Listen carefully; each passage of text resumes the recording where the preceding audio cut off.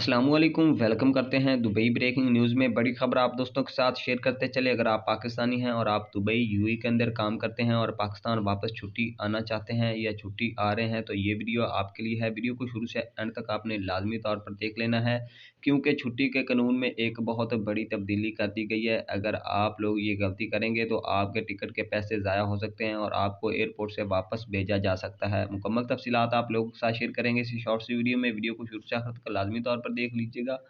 Channel को subscribe करके bell icon को लाजमी तौर पर दबा लीजिएगा ताकि नई आने वाली वीडियोस के अपडेट्स आप तक जल्द से जल्द पहुंच सके। इसके अलावा नाज़रीन सपोर्ट के तौर पर आपने वीडियो को लाइक ज़रूर कर देना है और अपने दोस्तों के साथ भी लाजमी तौर पर आपने फेसबुक और व्हाट्सएप पर शेयर कर देना है। तो आप लोगों को बताते चलें, छुट्टी के कानून में एक बहुत बड़ी तब्दीली कर दी गई है। कंपनी के साथ आप लोगों का मुआहदा जो है वो 2 साल का होता है, कॉन्ट्रैक्ट 2 साल का होता है। अगर आप 1 साल के बाद वापस छुट्टी आना चाहते हैं तो यूएई हुकूमत की जानब से तमाम कंपनियों को पाबंद किया गया कि आपका जो वर्कर है उसकी रिटर्न टिकट लाजमी तौर पर होनी चाहिए।